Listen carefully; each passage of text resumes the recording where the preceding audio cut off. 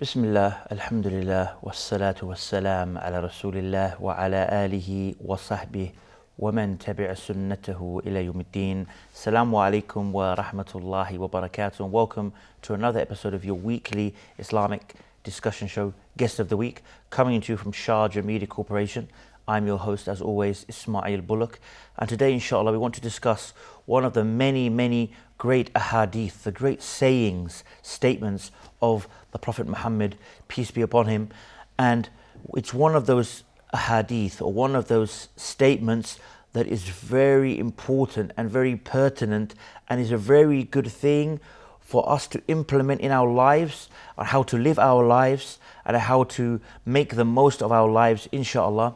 And that is the hadith that is known as take advantage of 5 before 5. And to do that with me, inshallah, is no stranger to the show, Ustadh Ayaz. Assalamu alaikum. Alaikum salam wa rahmatullahi wa barakatuh. Jazakallah khair for coming on. Barakallahu feekum. Now, obviously, as I mentioned, we know that in the hadith, or the hadiths, the sayings of the Prophet Muhammad, peace be upon him, his statements, his teachings, his actions, his words, there's obviously many great lessons. But this particular hadith is very, as we're going to go through it, if we really reflect on it and try and implement it in our lives, then it should be something that we can set as a way to live our lives, and a way to not just live our lives, how to prioritize our life, and what's important in our life, and what do we take advantage of in our lives. Bismillah ar-Rahman ar-Rahim, wa salatu wassalamu ala rasulillah wa ala alihi wa ashabihi wa man tabi'ahum bi ihsan ila yawmiddin, amma ba'd. First of all, Jazakallah khair for inviting me to the show. We ask Allah Azza wa Jal to make ourselves and the viewers benefit from what we're going to speak about, inshaAllah. Like how you mentioned, we need to prioritize things in our life. But the problem is that either we do not know what to prioritize, or we forget to prioritize things instead of others. Because I would tell you, sometimes we forget. And without a doubt, one of the goals of shaitan is to make us not to appreciate the blessing of Allah Azza wa Jal. Today we find people falling into sin and into haram because they do not appreciate the blessing in which Allah Azza wa Jal has given them. Because we got to understand that one of the goals of shaitan is to make the slave of Allah Azza wa Jal not to be grateful to Allah. He wants us to be ungrateful to Allah Azza wa Jal. So now, when we're actually having our eyes, our nose, our mouth, our health, our free time, our youth, shaitan make us use this not in a halal way, in a way that displeases Allah subhanahu wa ta'ala. For example, when there is a ni'mah, we precipitate, straight away we rush towards thanking Allah Azza wa Jal. And Allah says, وَلَإِن شَكَرْتُمْ لَأَزِيدَنَّكُمْ. Whenever you thank Allah Azza wa Jal, He gives you more.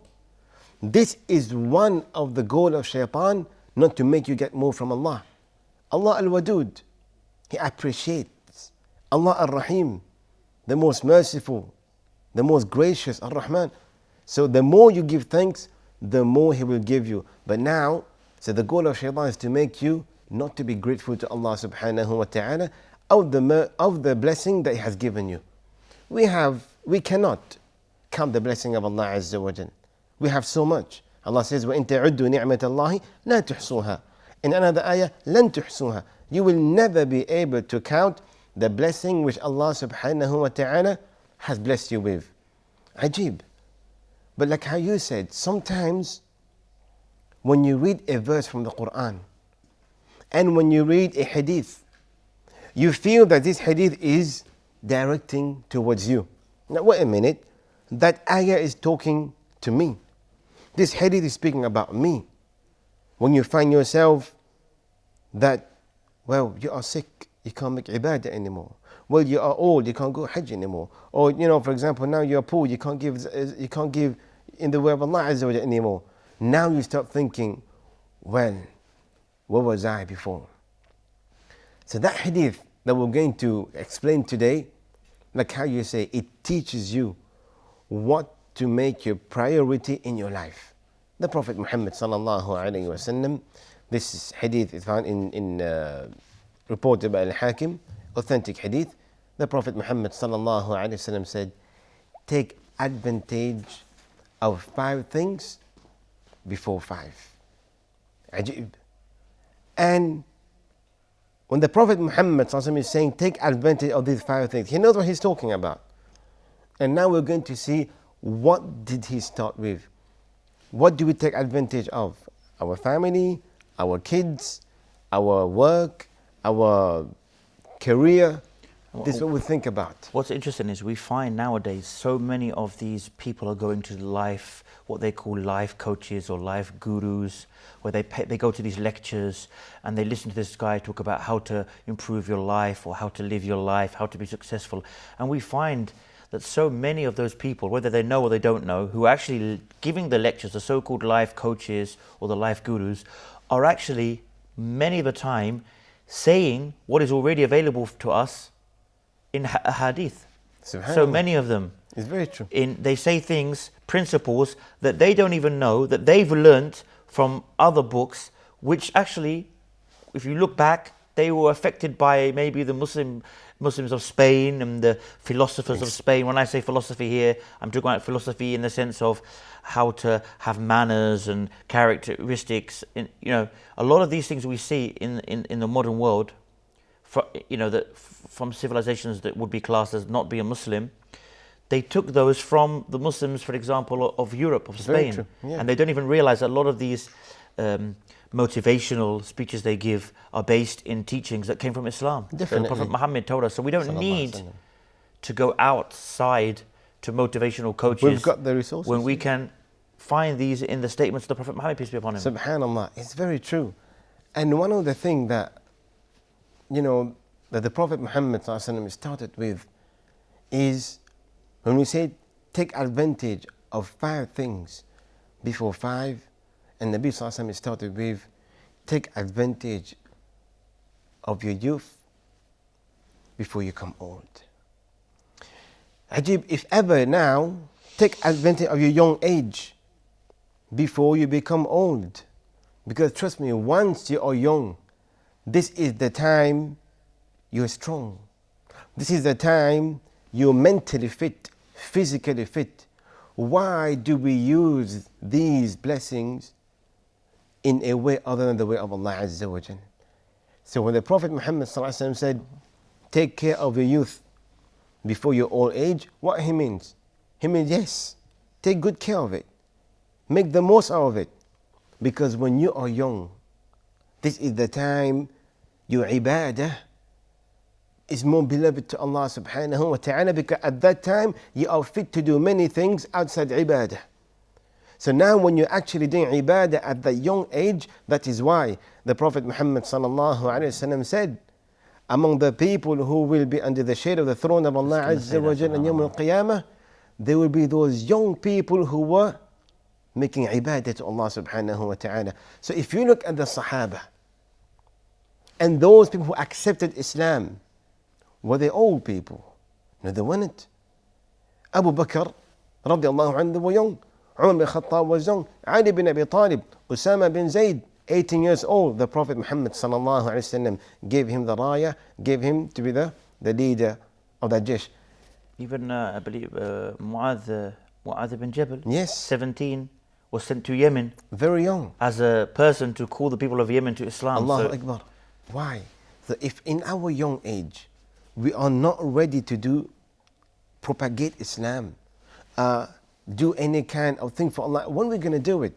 Look now, unfortunately, in many masajid, if you go in, you find out that there are many people that are retired that are sitting there.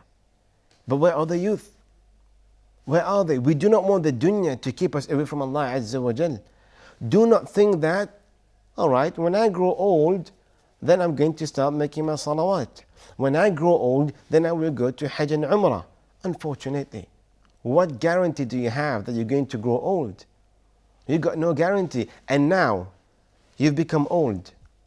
Are you able to do a sajda to Allah Azza wa Jal the same way as a young person doing? No. Once you grow old, maybe you had to stop praying on a chair. Many people, they delay the Hajj. They're like, "No, I'm going to go Hajj when I grow old." And when you see them doing the tawaf, the tawaf has to be done on a wheelchair. They get very tired. But know that youth that Allah has given you, you're going to be responsible for that. Because one of the questions is, what have you done with your youth? What have you done with the body that Allah has given you? So now if you take that for granted, you get that self tired, you run behind the dunya only. And while you are young, you get yourself indulged in things with outside the ibadah of Allah Azza wa Jal. Don't think that when you grow old, you might get the tawfiq of standing in front of Allah Azza wa Jal. Even if you look at it, you get many people who say, well, when I'm 40 or something, I'll start to pray, I'll start to practice. But if you look at it, many people, even if you have good health, many people die when they're 60, when they're 70. So if you're going to live like up until 40, you've lived most of your life, you've watched a longer portion on not practicing and not doing what you're supposed to be doing. And then you may only live another 15, 20, 25 years doing good. So do you really also want to go, if you're given the life that long, do you really want to go to Allah with 30 maybe years of all kinds of stuff and then only 15 years of good?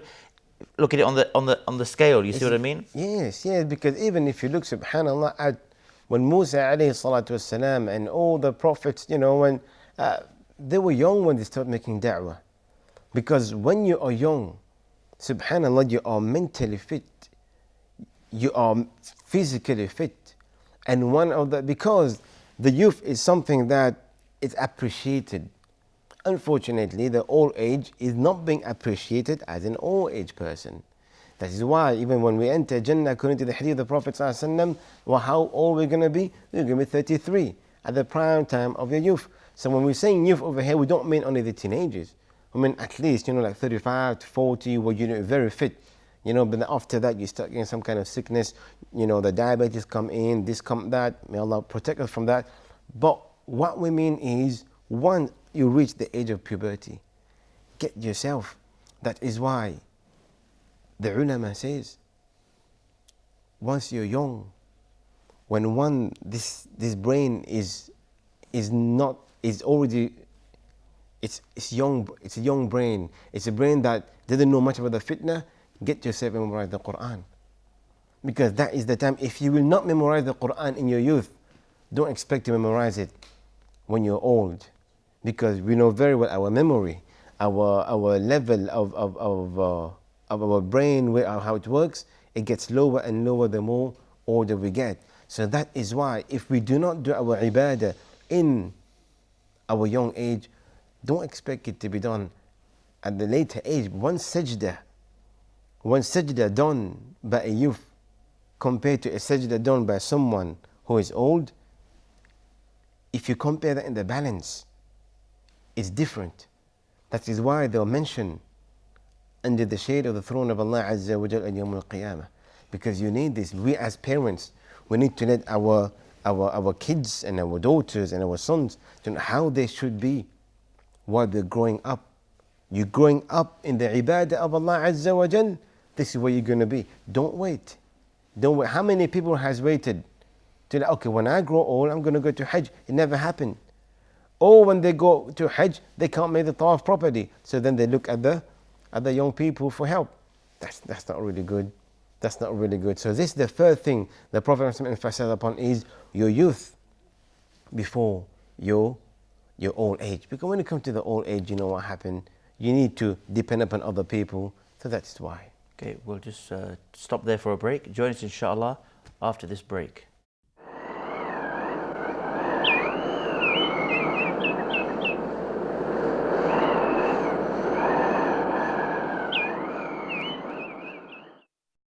Assalamu alaikum and welcome back.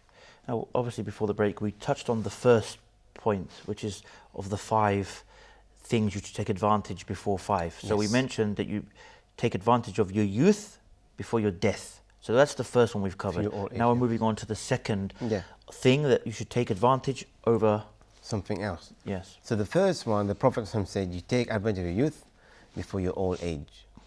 يعني شبابك قبل هرمك. And then the Prophet said, صحتك قبل سقمك. So now take advantage of your good health before your health starts to get deteriorated, before you fall sick. So once you're someone who's able to wake up for Salat al-Fajr, you're in good health. It's a big ni'mah that people take for granted. Big ni'mah that now, let's say we got nothing. Alhamdulillah, afiyah. We're in good health. Because we forget how to give thanks to the ni'mah of Allah, we don't use that good health in the path of Allah Azza wa Jal. Wake up and go for your salawat. Your good health, okay, now since my health is good, let me do some khayrat, some good deeds. Let me go for my umrah and let me go for my hajj. Let me make my siyam. Why? Because a time gonna come where you're gonna fall sick. It happened to the Prophet sallallahu alaihi wasallam. It happened to Ayyub alayhi salatu wasalam, where what? They are on bed.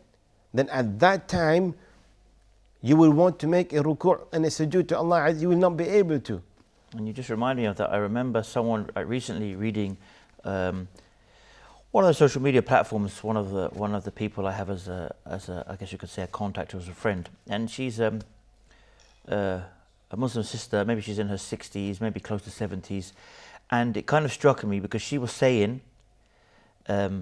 They were talking about something, and she'd made a comment on some page or someone else's post, and she was basically saying that I haven't been able to make sujood now for years. Allah. Because she has bad knees. So it's like you said, this person, there will come a stage where he doesn't make advantage now of doing the prayers, doing the extra prayers.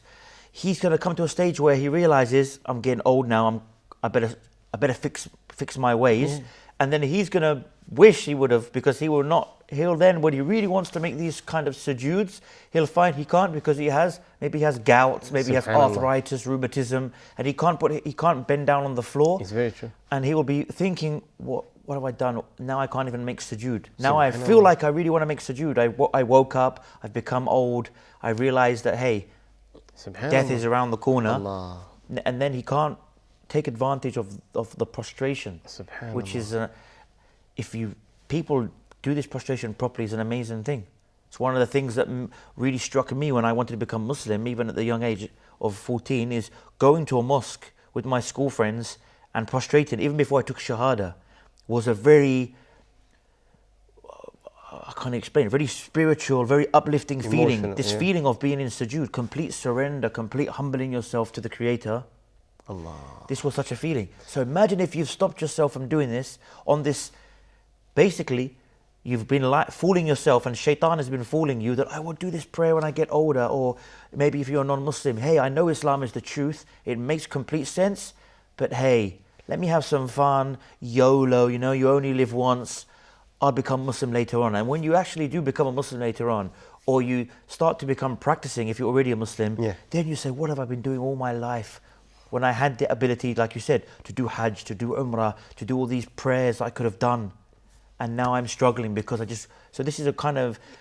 It's true. If take advantage, like you said, why do you have this good health? If Allah has given you the tawfiq to reach this age or reach this point where you can actually regret. Some people, they just already passed away in middle.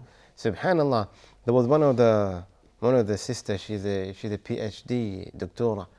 MashaAllah, very educated person. And now she's been given almost like probably, Allah knows best, maybe like 1 or 2 months to live.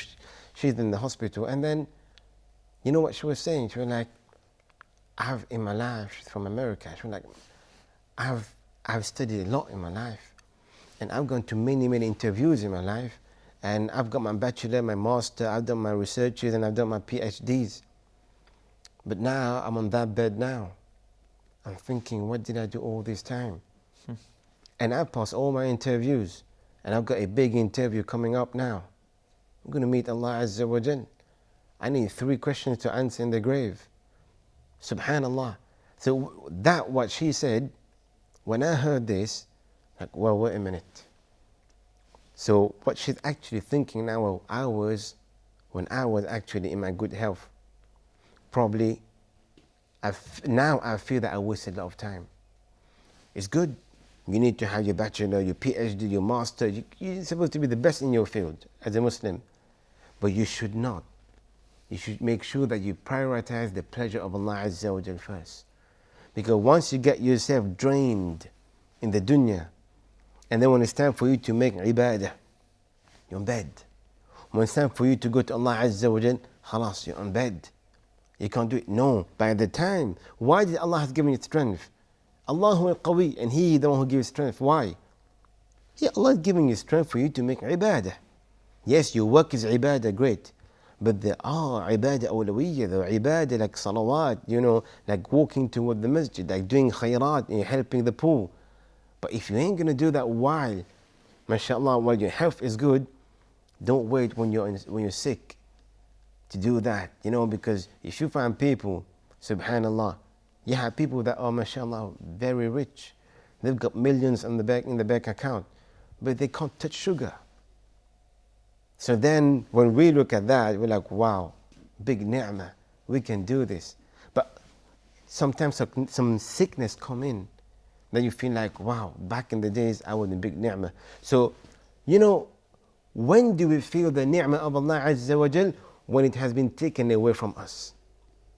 Once our youth has been taken away from us, then we say, Ya layti uudi shababi.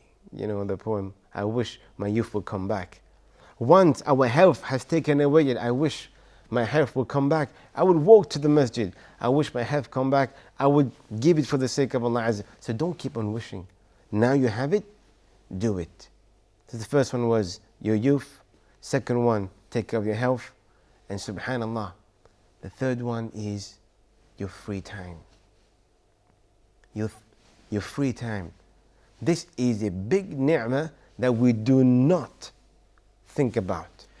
You just mentioned that. I just heard a clip recently of Sheikh Abdul Razak al-Badr, a famous scholar and teacher in the Prophet's Mosque in Medina.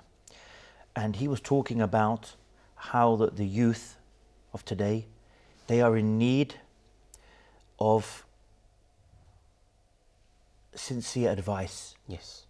And he was saying that the fitna, or the trials and tribulations of modern life, he said I don't think at all at any of the time of the youth where the Prophet ﷺ would advise them against fitna, against this. He said, I don't think we can say that anybody in that time, the youth, were exposed to the kind of trials and temptations of the youth of today. Definitely. So the Shaykh was saying, and it was quite touching because the Shaykh actually started to cry when he's talking Allah. about how he feels so bad for the youth of today. And the reason I'm mentioning this is because this is clearly, and obviously he went into the fact on what is available now on social media, and this is clearly related to the free time, because we see now, even us as grown men, very true, we find ourselves that when it comes to many of us, when it comes to reading a book,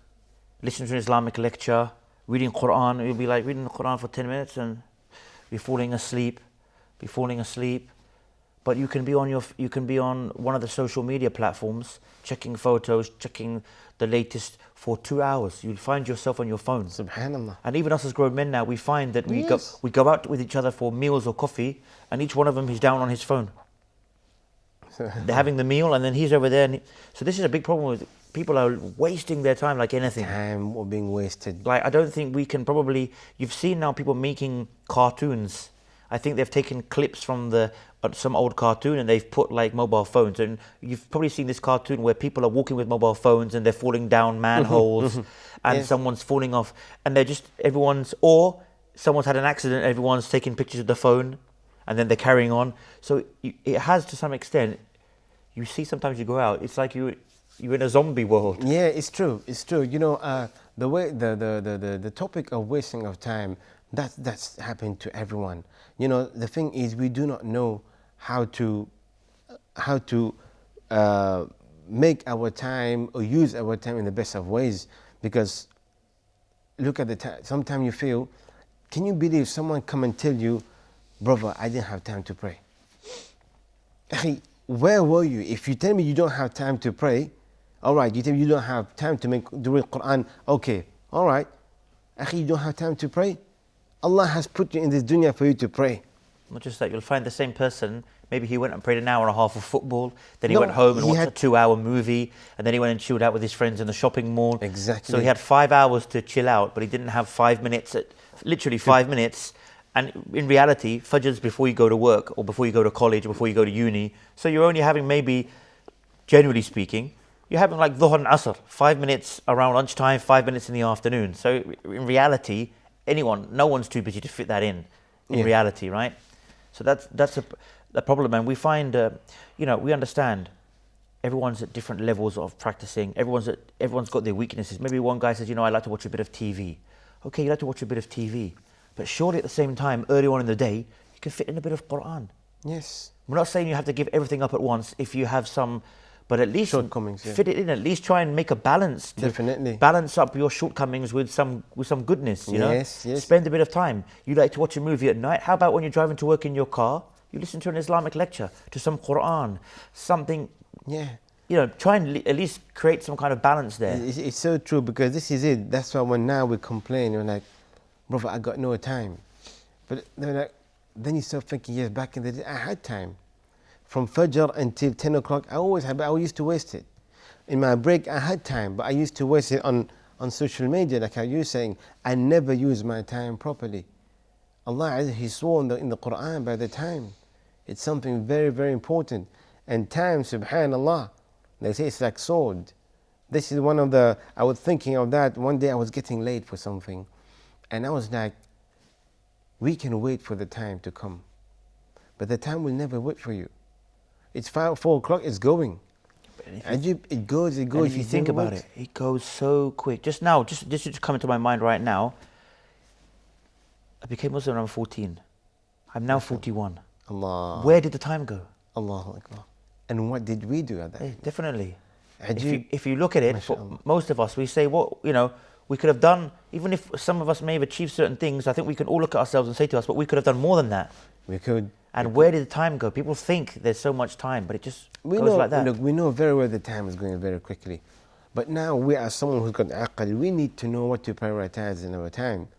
We need to know how to use the time wisely. That is why the Prophet Muhammad said, "Ni'matan maghbunun." Yani ni'matan. There are two ni'mah.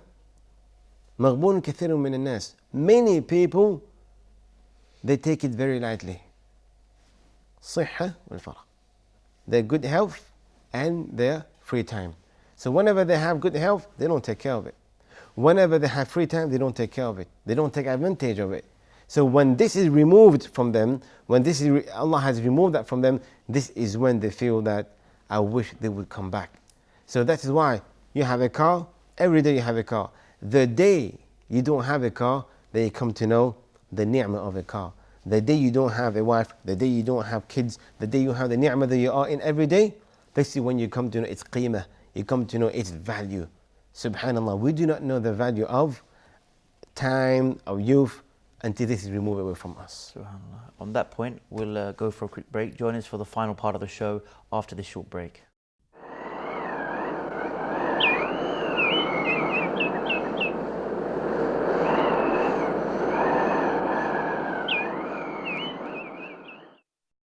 Assalamu alaikum and welcome back. Now, just before we went to the break, we pretty much discussed the third point, third advantage, and now we want to go on, inshallah, for the last two in this last segment, inshallah. Inshallah. We spoke about the youth, how we should take advantage of the youth, spoke about how we should take our free time and our good health. And how do we take advantage of our richness before poverty? The rizq is from Allah Azza wa Jal. Allahu al-Razzaq. Inna Allah wa Razzaq dhul quwwati al-matin. Allah subhanahu is the one who gives, and at the same time, He is the one who takes. How many people who are rich today, yesterday they became poor? How many, tomorrow they become poor, sorry. How many people who were poor today, and Allah Azza wa Jal blessed them and they became rich? And they are both a test from Allah Azza wa Jal. But whenever Allah subhanahu wa ta'ala has given you money, it's a test from Allah. Al-amwal fitna. It's a test from Allah Azza wa Jal. Allah subhanahu wa ta'ala wants to see, what are you doing with that money I'm giving you? Subhanallah, many people, when Allah subhanahu wa ta'ala bless them with money, they use it in halal way. You know, they give in charity, build masajid, they build some well, they help, they're never stingy. But there are people who once Allah has given them something, they become extravagant. وَالَّذِينَ إِذَا أَنْفَقُوا لَمْ يُسْرِفُوا وَلَمْ يَقْتُرُوا وَكَانَ بَيْنَ ذَلِكَ قَوَامًا. Allah subhanahu wa ta'ala said there are some people who when we give it to them, they're never extravagant, nor they're stingy. Always in the middle path. Alhamdulillah. But once you become poor, this is when you realize that I wish I'll be back how I was before, so I could give some charity. That is why, look, when you look at people giving charity, something you feel like, I wish I would have that kind of money and I would give in charity.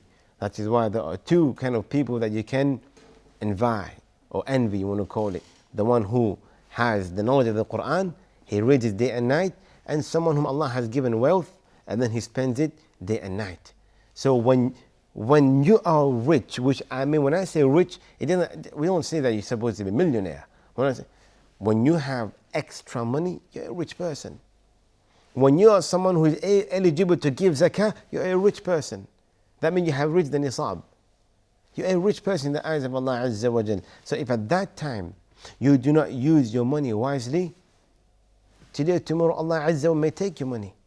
And at the time you're going to realize that, wait a minute, I wish I would have my money so that I could give it back in the way of Allah Azza wa Jal. Same thing. One of the things, but he said that the people who are in their qabr, because giving in charity is so meritorious, is so valuable in the eyes of Allah Azza wa Jal, they will say, Ya Allah, bring us back to the dunya, so that we can give sadaqah. Then so we can pray, so we can give zakah, so we can make umrah or hajj or jihad. Say, Ya Allah, bring us back to the dunya so that we can give back some more sadaqah. In Surah Al-Munafiqun. Subhanallah. So, ajib, it's something very, very important. And مَا نَقَصَتْ صَدَقَةٌ مِّن مَالٍ. You know, your actions, your money are never decreased whenever you give it out. So whenever you give out something, it's going to be double and triple, some 100 times more in the eyes of Allah subhanahu wa ta'ala. So whenever we have it, we give it. Don't wait, because Allah, as much as He's testing you with your money, with your richness, today or tomorrow you might be tested with poverty as well. Because how many people are businessmen? They've gone bankrupt. How many people who are working? They've got sacked. How many people had 1, 2, 3?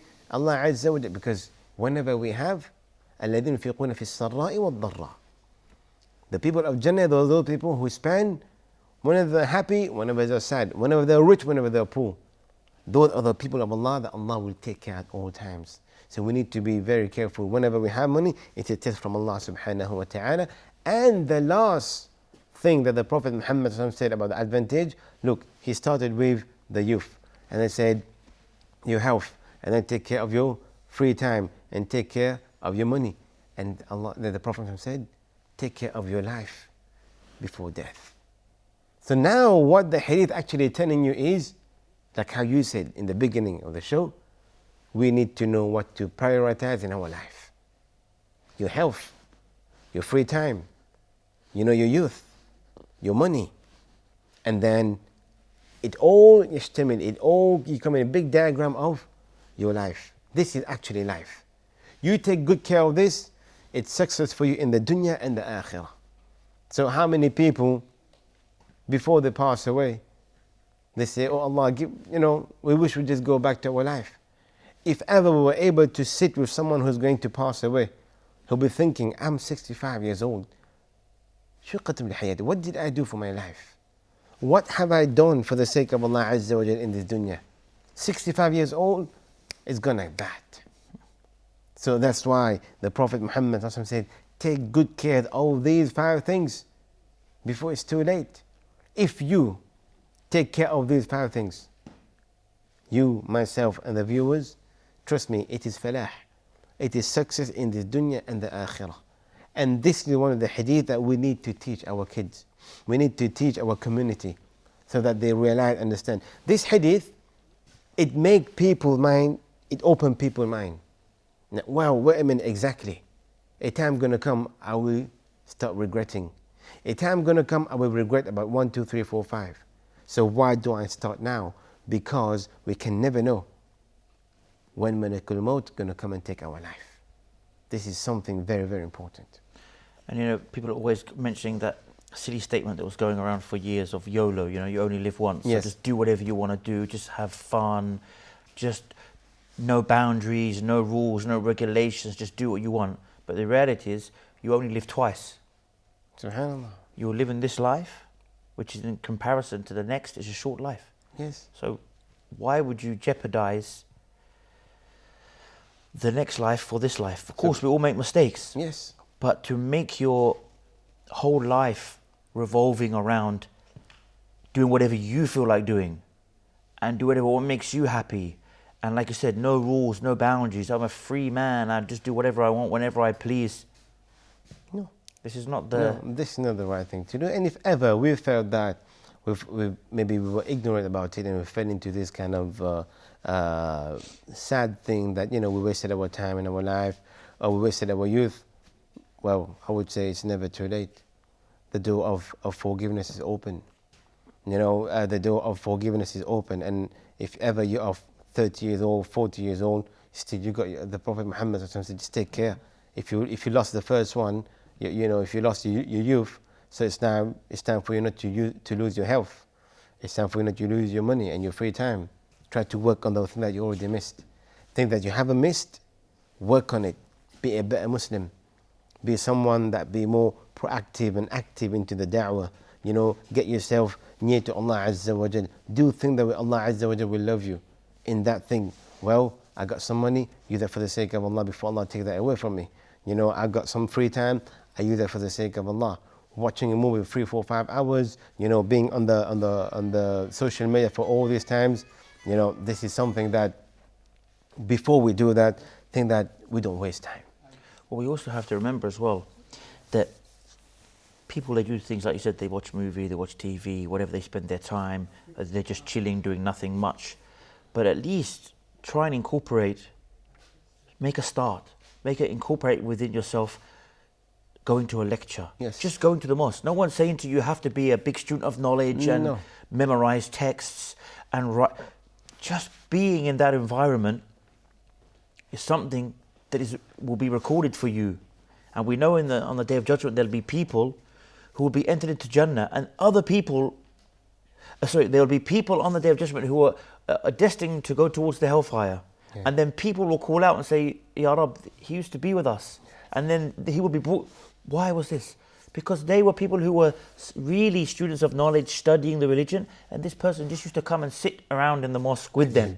He wasn't really considered to be one of the students of knowledge, but he would come there just to get some kind of benefit, or just to be in that nice environment. And then he will be, with all his sins, he'll be brought out and be placed in Jannah because of that kind of company. So at least, the very least, make that a habit to go to the mosque, wherever you are, to sit around in the mosque, at least to sit around and hear some of that beneficial, be of those people that the angels spread their wings over, and the sakina, the tranquility comes down on them, and their names are mentioned with Allah. Subhanallah. Even if you know you're never going to become a strong student of knowledge, but just imagine those angels go and mention to Allah that such and such person was there in that lesson that was talking about. It's true. You know, sometimes you feel that, look, like if your time is gone, sometimes you feel you might not get it back.